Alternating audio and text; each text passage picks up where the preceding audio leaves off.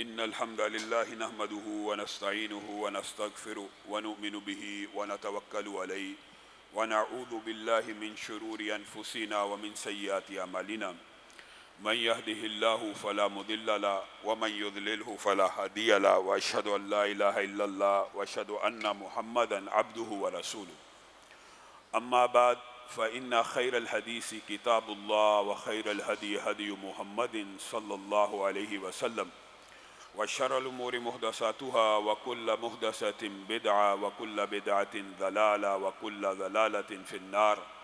أعوذ بالله من الشيطان الرجيم. ما قطعتم من لينة أو تركتموها قائمة على أصولها فبإذن الله.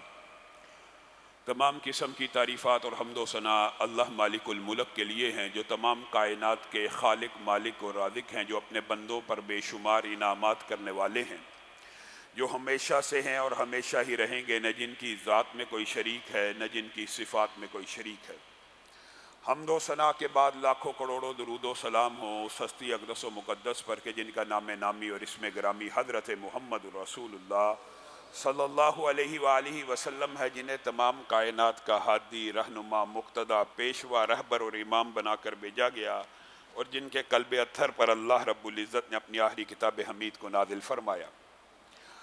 حمد و ثنا اور درود و سلام کے بعد لاکھوں رحمتیں ہوں آپ کے صحابہ پر، امت کے ادیبوں پر، شہیدوں پر، واعظین پر، مبلغین پر، مصنفین پر، محدثین پر، مؤلفین پر، خطباء پر، واعظین پر، کہ جن کی وجہ سے اسلام ٹھیک اور مکمل حالت میں ہم تک پہنچا۔ معزز سامعین گرامی قدر، رسول اللہ صلی اللہ علیہ وسلم کی سیرت میں سے نرمی کا، معافی کا بہت سے پہلو آپ کے سامنے رکھے، بہت سے واقعات آپ کے سامنے رکھے۔ صرف آج ایک واقعہ بیان کر کے اپنی بات کو قدرے آگے بڑھائیں گے، اور نبی کریم صلی اللہ علیہ وسلم کی سیرت ہی کے حوالے سے جو ہمارے خطبات چل رہے ہیں ان کی طرف جانے سے پہلے بعض اور امور کو بھی آپ لوگوں کے سامنے رکھیں گے۔ تقریباً نبی کریم صلی اللہ علیہ وسلم کی مکی زندگی ہم سب نے سن بھی لی اور سمجھ بھی لی۔ نبی کریم صلی اللہ علیہ وسلم کی معافی کا ایک عظیم الشان واقعہ جناب سہیل بن عمر کے حوالے سے بھی معروف ہے۔ سہیل بن عمر، آپ کو پتہ ہے، مسلمانوں کے ساتھ جب تک اسلام قبول نہیں تھا کیا، شدید ترین نقصان پہنچایا تھا، شدید ترین، حتیٰ کہ ایک غزوے میں جب گرفتار ہو کے آئے تھے، سبحان اللہ، بات آئی ہے قدرتی طور پہ، تو دیکھیے ایک غزوے میں جب گرفتار ہو کے آئے تھے تو حضرت عمر نے کہا تھا یہ بڑا قادر الکلام ہے، یہ ان کو خطیب قریش بھی کہا جاتا تھا، بڑی زبردست تقریر کر کے لوگوں کے ولولوں اور جذبات کو گرما دیا کرتے تھے۔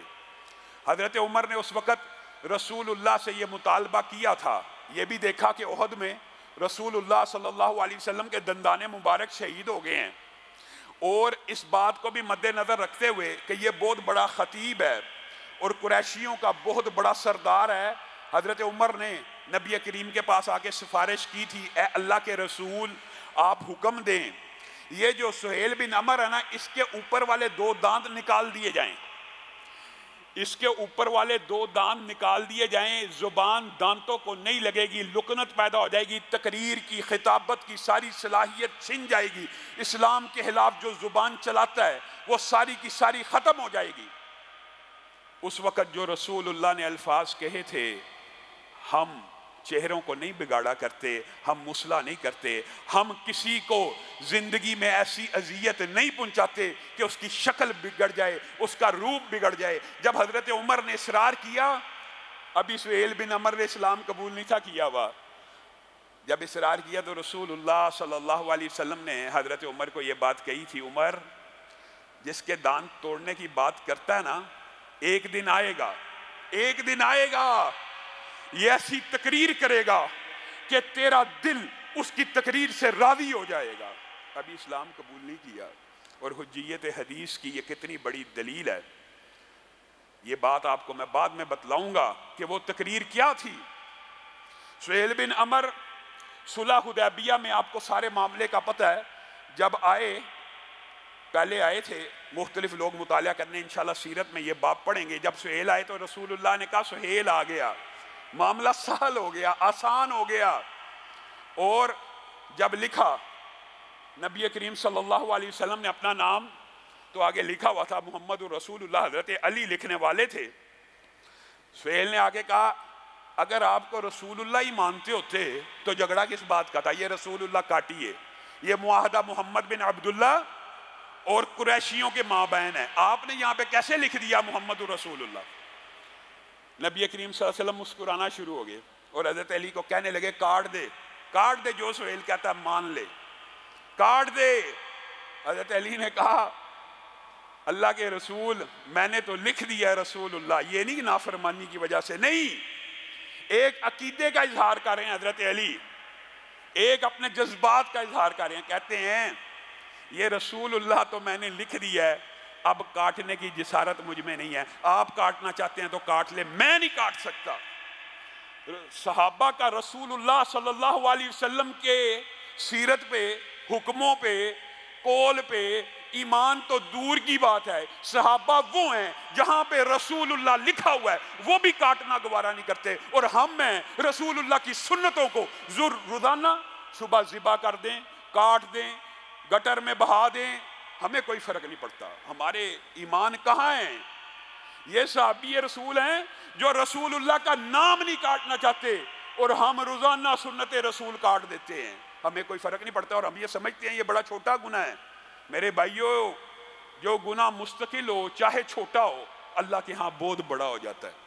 اس بات کے اوپر بھی توجہ کیجئے. رسول اللہ اگر سب سے کائنات کے خوبصورت ہیں، ان جیسا حلیہ بنانے میں آپ کو کیا مسئلہ؟ روزی بند ہو جائے گی، آپ کی شادی نہیں ہوگی. شادی شدہ لوگ داڑیاں نہیں رکھتے، شادی سے پہلے تو لڑکے ادھر پیش کرتے ہیں جی والدین نے کہا ہے جی، وہ رشتہ دار کہتے ہیں جی داڑھی نہ رکھی جائے، داڑھی رکھ لیں گے تو رشتہ کہاں سے آئے گا. اس طرح کی باتیں بھی معاشرے میں چلتی رہتی ہیں. اور جن کے 5 10 بچے ہو گئے ہیں وہ بھی نہیں چھوڑ رہے، ان کو کیا مسئلہ ہے جی؟ ان کا رزق بند ہو جاتا.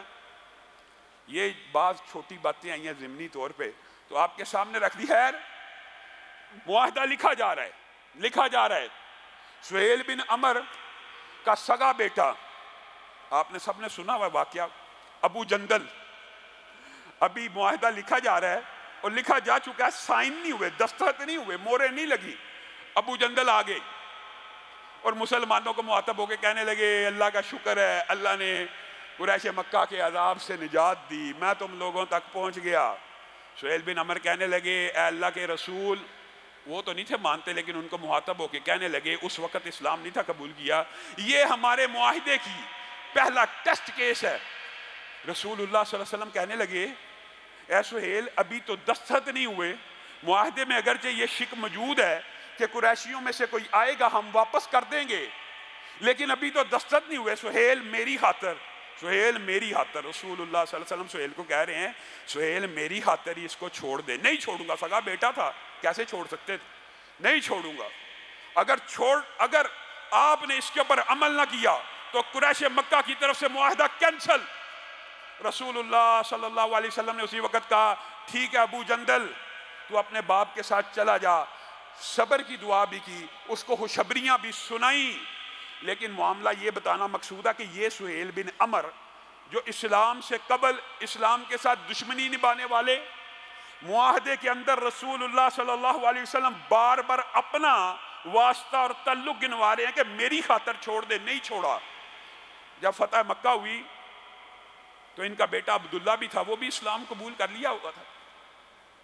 سہیل تیزی سے اپنے گھر کے اندر چھپ کے کہنے لگے آج میں نہیں بچتا، آج رسول اللہ صلی اللہ علیہ وسلم نے مجھے قتل کر ہی دینا.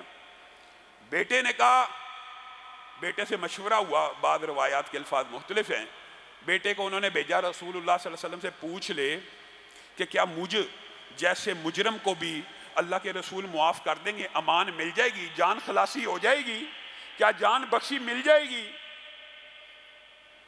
عبداللہ رسول اللہ صلی اللہ علیہ وسلم کے پاس آئے. رسول اللہ نے کہا ہر اس بندے کی جان خلاصی کرتا ہوں جو صرف اپنے گھر کا دروازہ بند کر لے. اس کو معاف کیا. سہیل نے دروازہ تو بند کر لیا لیکن دل میں کھٹکا تھا کہ کوئی آ جائے گا، حضرت علی نہ آ جائیں، حضرت عمر نہ آ جائیں، میرے تعاقب میں لگے ہوئے ہیں اور مجھے اسلام کا دشمن جانتے ہیں، اندر گھس کے میری جان کو ختم نہ کر دیں. रसूल अल्लाह के पास फिर बेटे को पैगाम दे के भेजा कि अमान चाहता हूँ, पक्की पुख्ता। हालांकि रसूल अल्लाह का यही कहना सल्लल्लाहु अलैहि वसल्लम काफ़ी था। जिसने घर का दरवाज़ा बंद कर लिया वो अमान में आ गया।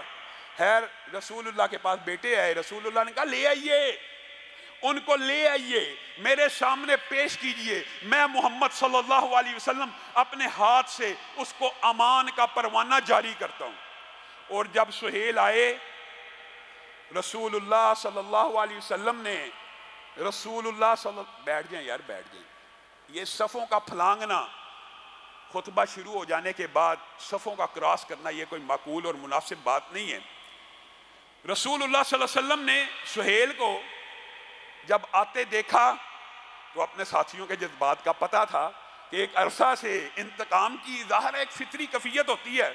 अपने साथियों को डांटते हुए कहने लगे, खबरदार खबरदार, किसी ने सुहेल की तरफ आंख उठाकर भी देखा और उसको घूरने की कोशिश भी की, ये रसूलुल्लाह सल्लल्लाहु अलैहि वसल्लम का इखलाक है।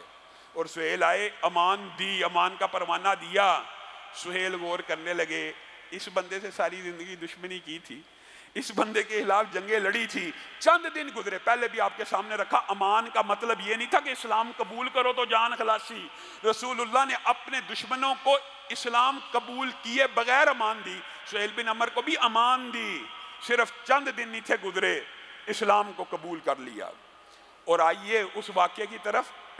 अगरचे तरीही रवायात में बाद अशकाल मौजूद होते हैं। संदन रसूलुल्लाह सल्लल्लाहु अलैहि वसल्लम ने जो बात कही थी ना, एक वक़्त आएगा ए उमर तू सुहेल की तकरीर से राज़ी हो जाएगा, तो वो वाक़या क्या था ये बात भी याद रखिए। रसूलुल्लाह सल्लल्लाहु अलैहि वसल्लम का जिस दिन इंतकाल हुआ था ना, उस दिन आपको पता है, मशहूर बात है, मदीना में किसने खुतबा दिया था? हज़रत अबू बकर ने। और कितना अज़ीमुश्शान खुतबा दिया था, उसको दोहराने की आज ज़रूरत नहीं, जब सीरत में पहुँचेंगे ये बात बयान करेंगे। कितना अज़ीमुश्शान खुतबा दिया था कि जो कोई मोहम्मद सल्लल्लाहु अलैहि वसल्लम की इबादत करता था वो सोच ले, समझ ले, पुख्ता कीदा बना ले कि मोहम्मद सल्लल्लाहु अलैहि वसल्लम फोत हो गए हैं। और जो कोई अल्लाह की इबादत करता है तो अल्लाह तो हमेशा रहने वाला है। और रसूलुल्लाह सल्लल्लाहु अलैहि वसल्लम के बारे में कुरान की आयतें पढ़ी, जो खुतबा इत्तफाक देखिए मदीना में हजरत अबू बकर ने दिया था, इसी तरह जब मक्का में रसूलुल्लाह की फोतगी की इतला पहुंची, वहां के लोगों की भी यही कफियत थी। जिसने कहा रसूलुल्लाह फोत हो गए हैं हम उसकी गर्दन को उड़ा देंगे, वही कफियत मक्का में भी थी। तो सुहेल बिन अमर ने बैन वही आयतें और उसी से मिलता जुलता खुतबा मक्का में दिया था जो हजरत अबू बकर ने मदीना में दिया। और जब हजरत उमर तक ये बात पहुंची तो हजरत उमर का कलेजा ठंडा हो गया और उनको रसूलुल्लाह की वो हदीस याद आ गई कि एक दिन आएगा तो सुहेल बिन अमर की तकरीर से खुश हो जाएगा। आज तू चाहता है इसके दांत निकाल दिए जाएं, एक दिन आएगा तो उसकी तकरीर से खुश हो जाएगा। और हजरत उमर कहते हैं अल्लाह की कसम अबू बकर ने ऐसी तकरीर की थी, मैं समझा कुरान की ये आयत आज ही के लिए नाजिल हुई है और मेरे दिल को इत्मीनान हो गया। और उधर से सुहेल की जब खबर आई, पूरी रियासत इस्लामी के अंदर ये फितना अपने आप दब गया। नहीं तो ये फितना खड़ा हो सकता था कि रसूलुल्लाह फौत ही नहीं हुए, रसूलुल्लाह दुनिया से गए ही नहीं, ये हो सकता था। लेकिन इन दो तकरीरों की वजह से अल्लाह ताला ने उम्मत के मामलात को सीधा कर दिया। मेरे भाइयों, यहाँ पे एक बात समझने की जरूरत है जो बारहा आपके सामने रखता हूँ, जो बात बारहा। और क्यों रखता हूँ? इसलिए रखता हूँ कि आज इल्हाद, लिबरलिज्म और सेकुलरिज्म इल्हाद की इब्तदाई सीढ़ी है। और इल्हाद क्या? अल्लाह ही का इनकार कर देना। इल्हाद जो है वो कैसे आता है, वो क्यों कर आता है, वो दिमागों में मुसलमान घरानों के बच्चों में कैसे आ सकता है, कैसे आता है बताइए? मैं आपको बताता हूं। इल्हाद की, लिबरलिज्म और सेकुलरिज्म की जो पहली सीढ़ी है वो शरीयत की एक पूरी की पूरी शाख की नफी करना है। और वो शाख क्या है? वो हदीस रसूल है, वो कौले रसूल है, वो तकरीर रसूल है, वो अमले रसूल है। जब बंदा नबी करीम सल्लल्लाहु अलैहि वसल्लम के हुक्म को अल्लाह का हुक्म नहीं ना समझता, जब एक बंदा, कुदरती बात है, ये समझे کہ اللہ کے حکم میں اور رسول اللہ صلی اللہ علیہ وسلم کے حکم میں فرق ہے تو اس بندے کا بیڑا غرق ہو ہی گیا۔ جب بندے کا یہ عقیدہ بن گیا کہ رسول اللہ کا حکم اتنی اہمیت کا حامل نہیں ہے جتنا اللہ کا حکم اہمیت کا حامل ہے، تو اس بندے کا بیڑا غرق ہو گیا۔ وجہ اللہ کے سارے احکامات کس نے بتانے ہیں؟ نبی کریم صلی اللہ علیہ وسلم نے۔ نبی کریم کو حکم کون دیتا ہے؟ اللہ۔ نبی کریم صلی اللہ علیہ وسلم کے بارے میں اللہ کہہ رہا ہے وَمَا يَنْتِقُ عَنِ الْهَوَىٰ إِنْ هُوَ إِلَّا وَحْيٌ يُوحَىٰ۔ نبی کریم اپنی مرضی سے بولتے ہی نہیں، جب بھی بولتے ہیں وحی کے تابع ہو کے بولتے ہیں۔ نئے نئے فلاسفر اٹھتے ہیں، منطق اور دلائل کی دنیا کو گرم کر کے تحقیقیں، جی یہ تو صرف قرآن پاک کے بارے میں ہے، رسول اللہ کی عام بات وہی نہیں ہے۔ یہ کس نے کہہ دیا؟ یہ انکار حدیث کرنے والوں نے آپ کو بہت بڑا مغالطہ ڈالا ہے تاکہ آپ شریعت کے جو دو منبعات ہیں، مجھے بتائیے یہ قرآن پاک پہلے بھی آپ کے سامنے کئی دفعہ رکھ چکا ہوں، اللہ کی کتاب ہے، کیا جلد کی حالت میں نازل ہوئی تھی؟ کیا صفوں سمیت نازل ہوئی ہے؟ نہیں، رسول اللہ نے بتایا یہ قرآن ہے، مان لیا۔ رسول اللہ نے اس کی تشریحات کی، مان لیا۔ یہ عجیب بات ہے کہ رسول اللہ کی ایک حدیث مان لینی ہے۔ جی اقرا جو تھی پہلی وحی تھی، لیکن رسول اللہ نے رکھی آخر میں، یہ حدیث ماننی ہے۔ یہ حدیث تو صحیح ہے، لیکن رسول اللہ جب احکامات کی حدیثیں پیش کریں یا حکم دیں، وہ آگے سے یہ کہنا شروع کر دیتے ہیں جو حکم جو ہوتا ہے نا، حکم وہ صرف قرآن میں نازل ہوا ہے، اور منع کے حکم بھی صرف نواہی اور امر، اوامر اور نواہی صرف قرآن میں نازل ہوئے ہیں۔ ان لوگوں سے، ان عقل کے اندھوں سے بندہ پوچھے کہ اللہ تعالیٰ نے تو قرآن پاک میں یہ بات کہہ دی ہے کہ تمہارے اوپر مردار کو حرام کر دیا گیا۔ اب امت پوری کی پوری کا اجماع ہے، مچھلی پانی سے نکلے اور کیا ہو جاتی ہے؟ مردار۔ زبانی ہوتی، مچھلی پانی سے نکالیے مر گئی، کیا ہو گئی؟ مردار۔ یہ حلال ہے کہ حرام ہے؟ حلال ہے۔ کیسے ہوئی؟ کس طرح ہوئی؟ رسول اللہ صلی اللہ علیہ وسلم نے اس آیت کی جو تشریح کرنی ہے اور جن دو مرداروں کو اس آیت سے استثناء دینا ہے، رسول اللہ کی حدیث کے بغیر نہیں سمجھا جا سکتا۔ بتائیے، اللہ معاف کرے میں آپ کے سامنے سچ بیان کر رہا ہوں، آج بھی پاکستان کے اندر ہی انکار حدیث کے ایسے ایسے گروہ ہیں، جب ان کے ساتھ مکالمہ ہوتا ہے پیار محبت سے ان کو سمجھانے کے لیے، مکالمہ کرتے کرتے کئی مرتبہ بات یہاں تک آتی ہے، وہ یہ کیا اٹھتے ہیں صرف حکم قرآن پاک میں ہے اور صرف وہی چیزیں حرام ہیں جو قرآن پاک میں حرام ہیں۔ ان سے پوچھا جائے نا کتا حلال ہے یا حرام، تو آگے سے یقین مانی اب حیران رہ جائیں گے، ان کے پاس کوئی جواب نہیں۔ وہ کہتے ہیں بظاہر تو حلال ہے، گدھا حلال ہے حرام ہے؟ حلال ہے۔ بلی حلال ہے حرام؟ حلال ہے۔ شیر حلال ہے حرام ہے؟ حلال ہے۔ گیدڑ، بیڑیا، بتائیے کہاں پہ قرآن پاک میں ان کی حرمت؟ کیسے پتہ چلے گا؟ حدیث رسول سے پتہ لگے گا کہ ہر دو نکیلے دانتوں والا جانور حرام کر دیا اللہ نے۔ بات ختم، کلیئر ہو گئی بات، ساری کی ساری بات واضح ہو گئی۔ اور سیدھے دانتوں والوں میں سے نام لے کے اللہ کے رسول نے گدھے کو حرام کر دیا۔ یہ اگر صرف قرآن کی بات کریں تو یہ نماز بھی ادا نہیں کر سکتے، نماز کس کیفیت کا نام ہے وغیرہ۔ میں آپ کے سامنے چند باتیں اس حوالے سے ضرور رکھنا چاہتا ہوں۔ رسول اللہ صلی اللہ علیہ وسلم کا حکم کس کا حکم ہوتا ہے؟ اللہ کا، اور یہ میں نہیں کہہ رہا۔ یہ کون کہہ رہا ہے؟ یہ اللہ نے کلام حمید میں بے شمار آیتیں نازل کی، لیکن آپ کو گاہے بگاہے جو میں یہ حجیت حدیث کے اور حدیث کے وحی ہونے کے اور رسول اللہ کے قول کو حکم الہی ہونے کی دلائل پیش کرتا ہوں، یہ آپ یاد رکھا کریں۔ رسول اللہ صلی اللہ علیہ وسلم نے اپنے صحابہ کو حکم دیا، یہ جو سامنے یہودی رہ رہے ہیں، انہوں نے ہمارے ساتھ غداری کر دی ہے، انہوں نے عہد شکنی کی ہے، انہوں نے بے وفائی کی ہے، جائیے ان کی اس علاقے کی جھاڑیاں کاٹ دیجئے اور اس علاقے کے درخت چھوڑ دیجئے۔ کس نے حکم دیا ہے؟ رسول اللہ صلی اللہ علیہ وسلم نے۔ کن کو حکم دیا ہے؟ صحابہ کو۔ کن کو حکم دیا ہے؟ صحابہ کو۔ حکم دینے والے کون ہیں؟ رسول اللہ۔ حکم کنہیں دیا جا رہا ہے؟ صحابہ کو۔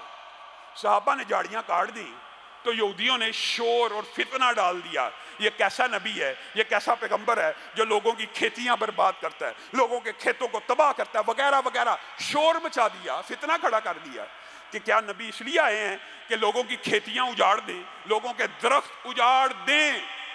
صحابہ سن رہے ہیں یہودیوں کی بات۔ حکم کس نے دیا تھا؟ رسول اللہ نے۔ کن کو دیا تھا؟ صحابہ کو۔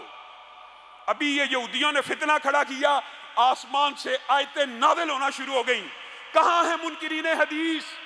کہاں ہیں وہ انکار حدیث کرنے والے؟ اللہ نے سیدھا صحابہ کو مخاطب ہو کے کہا ما قطعتم من لینۃ او ترکتموها قائمۃ علی اصولها۔ حکم تو رسول اللہ نے صحابہ کو دیا تھا، یا اللہ سیدھا صحابہ سے مخاطب ہو کے کہنے لگے، اللہ کہہ رہا ہے ما قطعتم من لینۃ، نہیں تم نے کوئی جھاڑی کاٹی اور نہیں تم نے کوئی درخت چھوڑا، فبإذن اللہ، اللہ کے حکم سے۔ بتائیے، حکم تو رسول اللہ کا تھا، اللہ تو کہہ اٹھا۔ یہ ایک آیت منکرین حدیث کے ہر باطل فلسفے کو زمین بوس کر دیتی ہے۔ ما قطعتم من لینۃ او ترکتموها قائمۃ علی اصولها فبإذن اللہ، فبإذن اللہ۔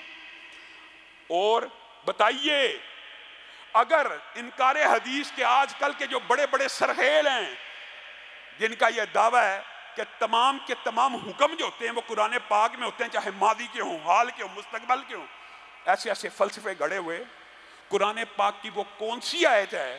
اللہ تو کہہ رہا ہے تم نے نہیں جھاڑیاں کاٹی اور نہیں درخت چھوڑے میرے حکم کے اذن کے بغیر۔ وہ حکم جو جھاڑی کو کاٹو اور درختوں کو چھوڑو، وہ قرآن پاک میں کس جگہ پہ کس آیت میں موجود ہے؟ دکھائے منکرین حدیث کہاں پہ ہے؟ یہ تو ما قطعتم فعل ماضی ہے، جو تم نہیں کاٹ چکے۔ یہ بات تو پتہ لگ رہی ہے کہ یہ اللہ تعالیٰ ماضی کے واقعے کی طرف اشارہ کر رہا ہے، اور وہ حکم کہاں ہیں جو اللہ تعالیٰ خود کہہ رہا ہے میں نے دیا تھا، درخت کو کاٹو اور ان درختوں کو چھوڑو۔ وہ حکم انکار حدیث کرنے والے قرآن پاک سے دکھا دیں، بات ختم، مان جائیں گے۔ حالی قرآن کافی، حالی قرآن، قرآن پاک اپنی تشریحات سمیت رسول اللہ صلی اللہ علیہ وسلم کے اوپر نازل ہوا ہے۔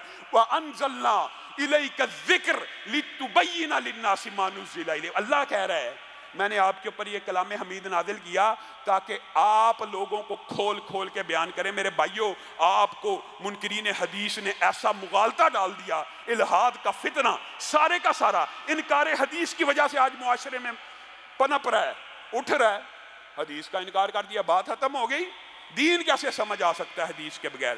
نہیں اور یہ بات بھی بڑی اچنبے کی ہے، یہ قرآن کی حفاظت کی تو ذمہ داری اللہ کے پاس ہے، یہ بھی ایک بہت بڑا مغالطہ ہے، حدیث کی حفاظت کی ذمہ داری نہیں ہے۔ یہ کس نے کہہ دیا آپ کو؟ اللہ تعالیٰ تو کلام حمید میں رسول اللہ کی زندگی کو نمونہ کہہ رہا ہے، نمونہ کی حفاظت ہی نہیں، سیمپل کی حفاظت ہی نہیں، حکم کیسے دیا جا سکتا ہے؟ اور پھر ان علینا جمعہ و قرآن فَإِذَا قَرَأْنَاهُ فَاتَّبِعْ قُرْآنَ۔ پھر اللہ کیا کہہ رہا ہے؟ ثُمَّ إِنَّ عَلَيْنَا بَيَانَ۔ بات ہے، حدیث کی حفاظت تم کہتے ہو، قرآن میں نہیں۔ اللہ قرآن میں کہہ رہا ہے اس کو جمع کرنا، اس کی تلاوت، ثُمَّ إِنَّ عَلَيْنَا بَيَانَ، اس کے بیان کو بھی محفوظ کرنا اللہ کی ذمہ داری ہے۔ بیان کیا ہے؟ رسول اللہ صلی اللہ علیہ وسلم کی زندگی ہے، یہ ایک تھیوری ہے، رسول اللہ کی زندگی پریکٹیکل ہے۔ تھیوری اگر آپ اپنے بچے کو گاڑی چلانے کی ساری تھیوری سکھا دیں، 4-5 دن لگا کے یہ گیئر ہے، یہ چابی ہے، کہ بات سمجھانے کے لیے کہہ رہا ہوں، اور اس کو اگلے دن کہ جی تھیوری تو نے ساری پڑھ لی ہے، سمجھ لی ہے، اب تو گاڑی چلانا شروع کر دے، وہ گاڑی کا بیڑا غرق کر کے لے آئے گا۔ اس تھیوری کو جتنا مرضی سمجھ لیا جائے، اگر رسول اللہ کی زندگی کو، پریکٹیکل کو اس سے مائنس کر دیا جائے، دین کا بیڑا غرق ہو جائے گا۔ یہ آپ کو کس نے کہا؟ یہ مغالطہ ہے۔ اور صحابہ کا حدیث کے اوپر جو ایمان ہے اس کے واقعات متعدد ہیں۔ ماں خدیجہ گھر میں بیٹھی ہیں، رسول اللہ صلی اللہ علیہ وسلم آئے ہیں، حضرت خدیجہ کا ظاہر ہے بیٹا فوت ہوا ہے، دل غمگین ہے، رسول اللہ تسلی کرا رہے ہیں، اور امی خدیجہ کہتی ہیں اللہ کے رسول بیٹا اتنی دیر تو جیتا کہ میں مدت رضاعت پوری کرا لیتی. ماؤں کو جب دکھ ہوتا ہے ایسی باتیں منہ سے نکل جاتی ہیں. اتنی دیر تو زندہ رہتا کہ دودھ کی مدت جو عرب میں رائج ہے، جو 2 سال ہے شریعت میں پوری کرا لیتی. رسول اللہ صلی اللہ علیہ وسلم نے کہا اے خدیجہ غم کیوں کرتی ہو؟ تم کیا سمجھتی ہو تمہارا بیٹا اس وقت دودھ نہیں پی رہا؟ اللہ رب العزت نے ابھی بھی جنت میں اس کے لیے ایک دائی کا انتظام کیا ہوا ہے اور وہ اس وقت بھی دودھ پی رہا ہے. اگر آپ چاہتی ہیں تو میں اس دودھ پینے کی آواز بھی اللہ سے دعا کر کے آپ کو سنوا دیتا ہوں. اب بتائیے کوئی عورت جس کا بچہ ابھی فوت ہوا ہو، کیا وہ اپنے بچے کی آواز نہیں سننا چاہے گی؟ اللہ کی قسم سننا چاہے گی. کوئی بندے کا رشتہ دار فوت ہوا ہو، کیا وہ اس کی بات اور آواز سننا نہیں چاہے گا؟ حضرت خدیجہ کا بھی دل تو چاہتا ہوگا. میں یہ بات اپنی طرف سے کہہ رہا ہوں، لیکن جو بات روایت کی ہے وہ بھی بیان کروں گا. کس کا دل نہیں چاہتا کہ اپنے بچے کی ابھی فوت ہوا ہے اس کی آواز نہ سنے؟ دل تو امی خدیجہ کا بھی چاہتا ہے، لیکن جو الفاظ کہے وہ کیا کہے؟ اصدق اللہ ورسولہ. کیا کہے؟ یہ نہیں کہا کہ اللہ کے رسول آپ سچ کہتے ہیں، آپ ٹھیک کہتے ہیں، بلکہ کیا کہا؟ بے شک میں اللہ کی بات کی تصدیق کرتی ہوں اور رسول اللہ کی بات کی تصدیق کرتی ہوں. پہلے کس کا نام لیا؟ اللہ کا. پھر نام لیا رسول اللہ کا. کیوں؟ یہ صحابہ کا عقیدہ ہے کہ رسول اللہ کو یہ خبر جس نے پہنچائی ہے کہ بچہ جنت میں ایک دائی کے ہاتھ دودھ پی رہا ہے، ایک دائی کے پاس دودھ پی رہا ہے، وہ کون پہنچانے والا خبر ہے؟ اللہ. تو امی خدیجہ نے یہ نہیں کہا رسول اللہ آپ کی تصدیق کرتی ہوں. پہلا جملہ کیا ہے؟ اصدق اللہ. اے نبی میں تو اللہ کی بات کی تصدیق کرتی ہوں اور مجھے اب سننے کی بھی حاجت نہیں ہے، جو آپ نے کہہ دیا منوان اسی طرح ہو رہا ہے. کہاں پہ ہیں انکار حدیث کرنے والے؟ کہاں پہ ہیں؟ اور یہ یہاں تک بس ہے. انطلقوا حتی تأتوا روضۃ خاخ. رسول اللہ صلی اللہ علیہ وسلم نے اپنے 3 صحابہ کو کون کون؟ حضرت علی جوان، حضرت زبیر جوان، حضرت مقداد جوان صحابہ، اور فقیہ صحابہ اور محدث صحابہ، ان کو بھیجا انطلقوا حتی تأتوا روضۃ خاخ. خاخ نام کی ایک وادی آئے گی مکہ اور مدینہ کے مابین. ابھی نکلو، تینوں نکل جاؤ. تھوڑی دیر بعد تم جب خاخ نامی وادی میں پہنچ جاؤ، وہاں پہ ایک عورت ہوگی، اونٹ کے اوپر بیٹھی ہوگی، خودج میں بیٹھی ہوگی، معہا کتاب، اس کے پاس ایک خط ہوگا، وہ لے آنا. یہ 3 صحابی تیزی سے نکلے. جہاں پہ رسول اللہ صلی اللہ علیہ وسلم نے کہا تھا خاخ کی وادی میں پہنچے، وہیں پہ عورت مل گئی. تلاشی لینے لگے. عورت سے پوچھا تیرے پاس کتاب ہے، خط ہے، عربی میں اس کو کتاب کہتے. تیرے پاس خط ہے، ایک لیٹر ہے، ہمیں دے دے. کہتی ہے ما معی کتاب، میرے پاس کوئی خط نہیں ہے. تلاشی لے لو. تینوں صحابہ آگے بڑھے، تلاشی لینا شروع کر دی. سامان کی تلاشی لی، خودج کی تلاشی لی، اونٹ کی تلاشی لی. اچھی طرح تلاشی لینے کے بعد خط نہ ملا. اب بتائیے، یہاں پہ رکیے. اگر کوئی عام بادشاہ ہوتا، اپنے ہرکاروں کو بھیجتا کہ جاؤ فلاں شخص کی تلاشی لے کے آؤ، اس سے فلاں چیز برآمد کر لاؤ. وہ جاتے، نہ ملتا تو آ کے واپس کہتے کہ آپ کو بادشاہ سلامت جو خبر دی گئی تھی وہ غلط ہے، آپ کو جو اطلاع ملی تھی جاسوسوں نے جو بات کی تھی وہ غلط ہے. وہ خط وہاں پہ نہیں ہے. ان صحابہ کا تینوں کا ایمان دیکھیے. بڑی تحقیقوں کی بات کرنے والے ہیں. تحقیق سے یہ بات، یہ جی حدیث جو ہے نا ذرا تحقیق سائنس سے یا طب سے تھوڑا سا ٹکرا رہی ہے. حضرت علی اور تینوں صحابہ وہاں پہ کھڑے ہیں. تحقیق تو یہ کہتی ہے، تفتیش تو یہ کہتی ہے کہ خط تیرے پاس موجود نہیں، لیکن ہمیں خبر دینے والا کوئی عام بادشاہ نہیں ہے. اس کو خبر وہ دیتا ہے جو خالق اور مالک ہے. ہمیں خبر رسول اللہ صلی اللہ علیہ وسلم نے دی ہے، اگرچہ ظاہری طور پہ تیرے پاس خط نہیں ہے، لَتُخْرِجِنَّ الْكِتَابَ اَوْ لَتُلْقِيَنَّ الثِّيَابَ، لیکن کائنات کے امام نے یہ بات کہہ دی ہے، خط تیرے پاس ہے، اب تیرے پاس دو ہی باتیں ہیں، یا تو خط ہمارے حوالے کر دے، یا جامہ تلاشی کے لیے تیار ہو جا، یا کپڑے اتروانے کے لیے تیار ہو جا۔ عورت کو سمجھ آ گئی یہ کوئی عام بادشاہ کے بھیجے ہوئے ہرکارے نہیں ہیں، اس نے چپکے سے اپنے بالوں میں سے خط نکال کر حضرت علی کو پکڑا دیا۔ کہاں پہ ہیں انکار حدیث کرنے والے؟ تحقیق سے جی جو بات ثابت ہوگی وہی مان، تحقیق تو کہتی ہے خط نہیں ملا، لیکن علی کہتے ہیں جس نے مجھے کہا ہے اس کے پاس خبر کون لے کے آتا ہے؟ اللہ لے کے آتا ہے۔ اس کی بات جھوٹی ہو سکتی ہے؟ کیا رسول اللہ کا فرمان جھوٹا ہو سکتا ہے؟ اب میں ان کو کیا کہوں؟ الہات کے سارے فتنے انکار حدیث کی وجہ سے۔ عبداللہ ابن مسعود کا ایک گھر کوفہ میں بھی تھا، ایمان بالحدیث ایسا ہونا چاہیے، ایک گھر کوفہ میں بھی تھا، جاتے آتے تھے کوفہ۔ ایک دن سفر میں کوفہ میں اپنے گھر میں بیٹھے تھے، سرخ آندھی آ گئی، طوفان آ گیا، سرخ آندھی اتنی اونچی آئی کوفہ والوں نے سمجھا کہ قیامت آ گئی۔ اتنا سرخ آسمان ہوا کہ ان کو لگا آگ کی لپٹیں آسمان تک جاری ہیں، ڈر گئے، گھبرا گئے کہ قیامت آ گئی، قیامت آ گئی۔ آپس میں مشورہ کرنے لگے، کسی نے کہا مسجدوں میں چلے جاؤ سجدوں میں پڑ جاؤ، کسی نے کہا گھروں میں چلے جاؤ سجدوں میں پڑ جاؤ، بس اب کسی نے نہیں بچنا۔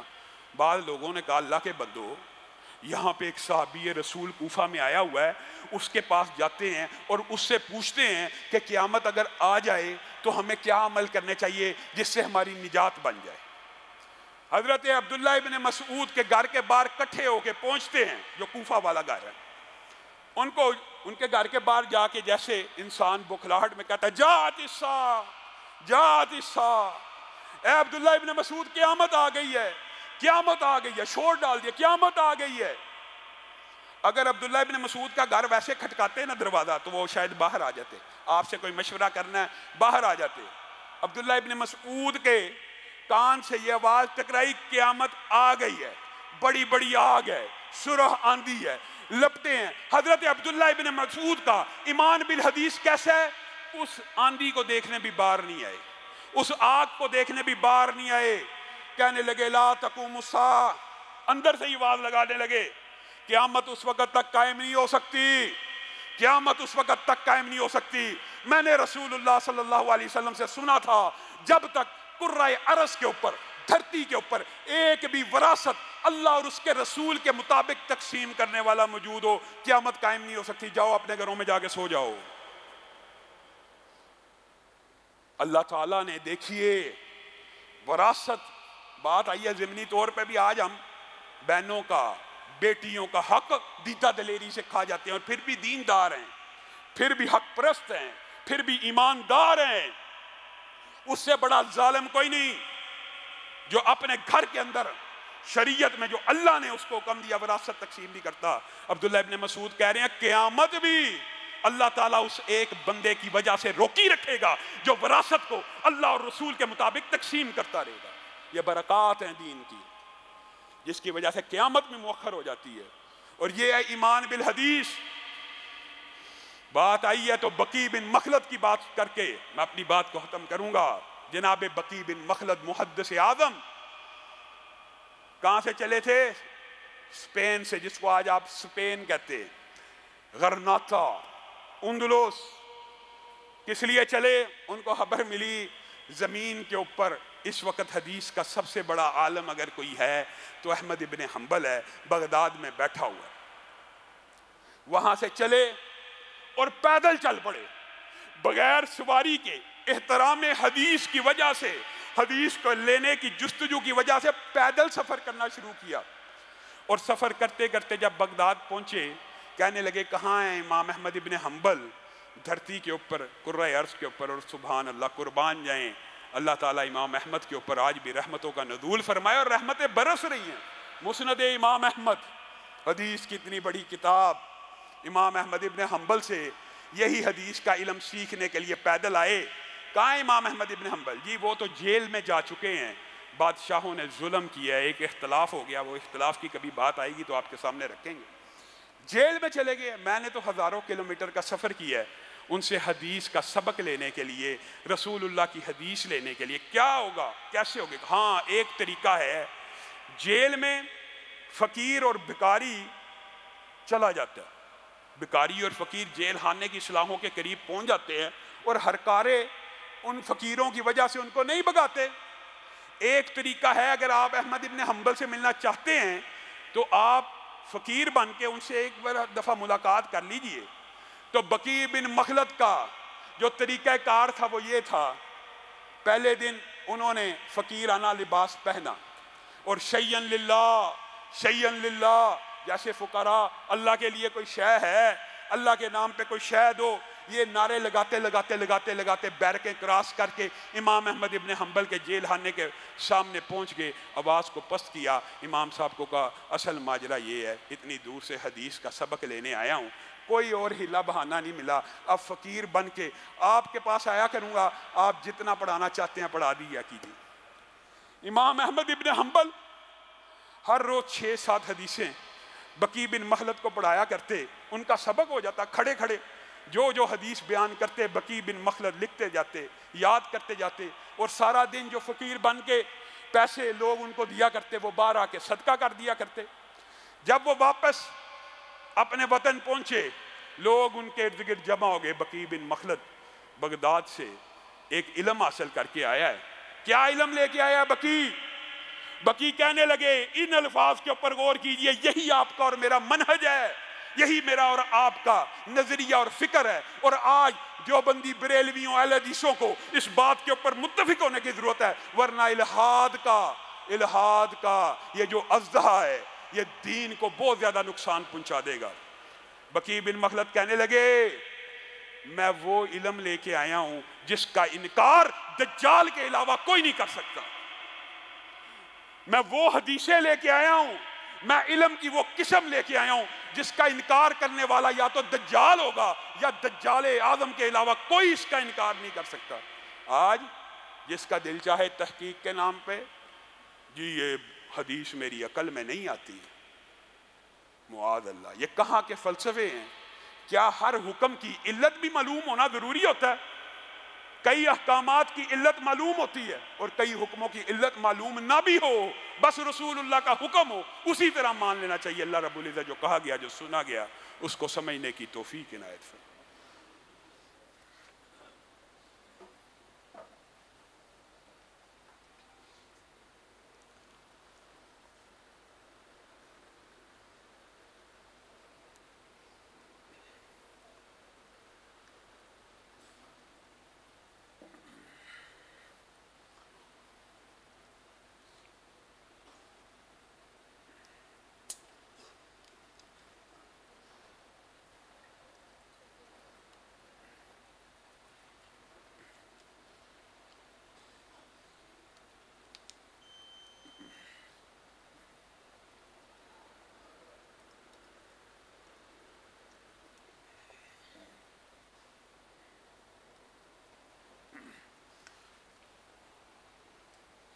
ان الحمد للہ نحمده ونستعینه ونستغفره ونؤمن به ونتوکل علیہ ونعوذ باللہ من شرور انفسنا ومن سیئات اعمالنا من يهده الله فلا مضل له ومن يضلل فلا هادي له واشهد ان لا اله الا الله واشهد ان محمدا عبده ورسوله اما بعد فان خير الحديث كتاب الله وخير الهدي هدي محمد صلى الله عليه وسلم وشر الامور محدثاتها وكل محدثة بدعة وكل بدعة ضلالة وكل ضلالة في النار۔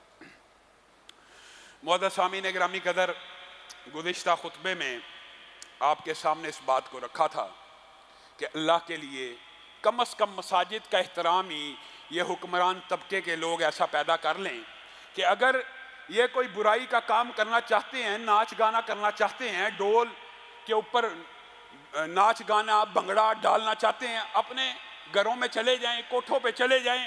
وہ جو علاقے ان کاموں کے لیے مختص ہیں، ان کاموں کو انہی علاقوں تک رکھیں۔ اول تو وہ علاقے بھی اسلامی معاشرے میں نہیں ہونے چاہیے کہ بادشاہی مسجد کے میناروں کے نیچے ہے، کعبہ کی بیٹی کے، بادشاہی مسجد کعبہ کی بیٹی ہے، اس کعبہ کی بیٹی کے میناروں کے نیچے حوا کی بیٹیوں کی عزتوں کے سودے ہوتے ہیں، اگرچہ وہ بازار بھی نہیں ہونے چاہیے، لیکن اللہ کے لیے مسجدوں کے صحنوں کو اس قسم کی فحاشی اور ریانی سے تو پاک کر دو۔ لیکن وہی بات ان عقل کے اندھوں کو الٹا نظر آتا ہے۔ وہ شہیر سے علوی بیچارہ مسجد وزیر خان گیا کیا کرنے؟ احتجاج۔ اس ملک کا دستور ہے، آئین ہے کہ ہر کوئی صدائے احتجاج بلند کر سکتا ہے۔ فواد چودھری کے خلاف ابھی تک پرچہ نہیں ہوا۔ وہ جن لوگوں نے مسجد کی عصمت دری کی ہے، مسجد کے باہر کے سین میں ناچ گانا کیا ہے، ان کے خلاف کوئی قانون، کوئی ضابطہ، کوئی ایف آئی آر نہیں درج ہوئی۔ شہیر سے علوی نے مسجد سے نکل کر اس کے اس عمل کے اوپر نعرے بلند کیے ہیں، اس کے خلاف مقدمہ بھی ہو گیا، اس کو گرفتار بھی کر لیا، اس کو جیل میں بھی ڈال دیا بالآخر ضمانت لے کے۔ اب آج وہ رہا ہو رہا ہے، یا کل شاید رہا ہو گیا۔ یہ بتائیے یہ اسلامی ریاست ہے؟ یہ ملک ہم نے لا الہ الا اللہ کی بنیاد پہ حاصل کیا کہ مسجد کا دفاع، جو بھی مسجد کا دفاع کرے گا، صحابہ کا دفاع کرے گا، رسول اللہ کا دفاع کرے گا، ختم نبوت کا دفاع کرے گا، پکڑ کے جیل میں ڈال دو۔ یہ تعصب پھیلا رہا ہے۔ فرانس کے خلاف بات کرے گا، جیل میں ڈال دو۔ حرمت رسول کی بات کرے گا، جیل میں ڈال دو۔ اور شہیر سے علوی بیچارے کا کیا قصور ہے؟ چند نعرے مارنے کے اوپر اس کو جیل میں ڈال۔ اور یہ سوچ فکر ایک پورا منظم ضابط، ایک مافیا بن چکا ہے۔ وہی محبتی مافیا، وہی لبرل سیکولر لوگوں کی یہ حقیقت میں سیکولر بھی نہیں ہے۔ سیکولرزم میں بھی کسی مذہبی عبادت گاہ کے تقدس کو پامال کرنا نہیں ہے۔ یہ پتہ نہیں کون سی مخلوقات ہیں۔ اب دوبارہ اور مارچ جب بھی آتا ہے، عورت مارچ کی تیاری شروع ہو جاتی ہے۔ میرا جسم میری مرضی، میرے بھائیوں اللہ کی قسم یہ بغیرتی کی انتہا ہے، یہ بغیرتی کی انتہا ہے۔ ہمارے کان شاید اس نعرے کو سن سن کے عادی ہو گئے ہیں، ہم اس نعرے کا مفہوم سمجھ نہیں سکے۔ جو پرانے زمانے میں طوائفیں دھندا کرنے والی بھی عورتیں ہوتی تھی نا، وہ کہتی تھی ہمارا دھندا ہماری مجبوری، ہمارا دھندا ہماری مجبوری۔ یہ بدبخت کہاں سے آئی ہیں جو کہتی ہیں میرا جسم میری مرضی؟ جسم بھی تیرا نہیں ہے۔ اگر تیرے اختیار میں ہوتا نا، ہم تیری سوچ اور فکر کو جانتے ہیں، بڑی فیمنزم کے نعرے لگاتی ہیں۔ اگر ان کی مرضی ہوتی نا، اللہ کی قسم یہ عورتیں بھی نہ بنتی، یہ مرد پیدا ہوتی۔ ان کی اگر مرضی اللہ تعالیٰ ان کو اختیار دیتا نا، یہ جسم تمہارا ہے، یہ جسم بھی خالق کائنات کی عطا ہے۔ آج اس جسم سے جو مرضی لذت لے لو، کل یہ قیامت کے دن تمہارے خلاف ہی گواہی دے رہے ہوں گے۔ جسم بھی اللہ کا، اور اس جسم پہ مرضی بھی خالق کائنات کی چلے گی۔ یہی فرق ہوتا ہے ایک عام انسان میں اور ایک مسلمان میں۔ ہم عبد ہیں، اللہ کا شکر ہے رسول اللہ صلی اللہ علیہ وسلم نے بھی کہہ دیا تھا میں بھی عبد ہوں۔ یہ نبیوں کا خاصہ ہوتا ہے کہ نبی بھی اللہ کے سامنے کیا کہتے ہیں؟ ہم عبداللہ ہیں، ہم اللہ کی عبادت کرنے والے ہیں۔ ہم سب اللہ کا شکر ہے عبداللہ ہیں، ہم اللہ کی عبادت کرنے والے۔ یہ جو ہیومنزم ہوتا ہے نا، یہ انسان، حیوان نما انسان ہے۔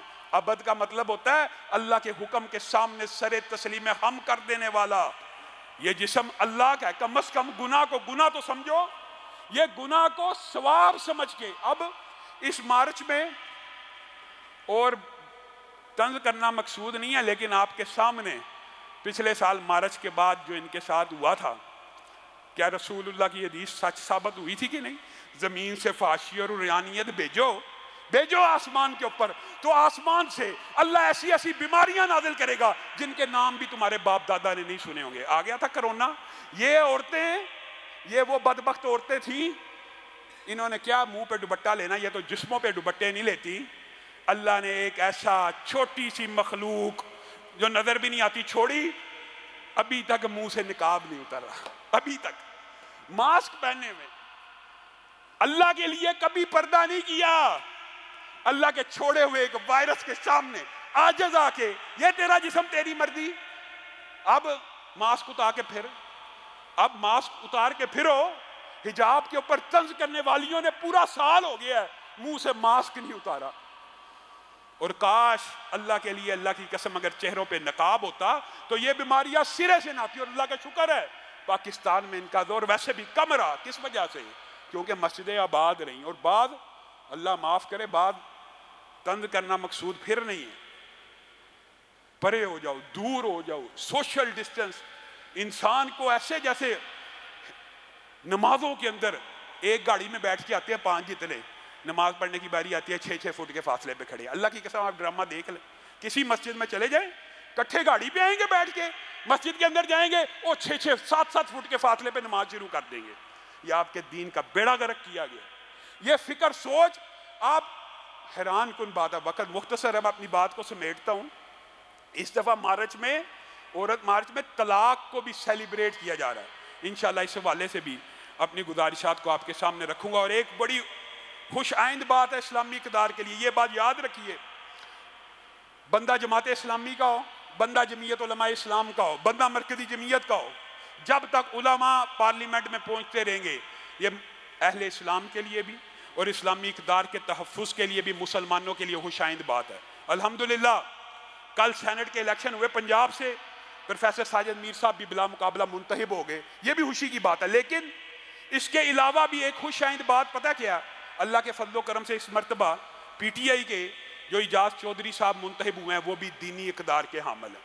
کامل علی آغا کاف لیگ کا وہ بھی اچھا بندہ، عرفان صدیقی وہ بھی اچھا.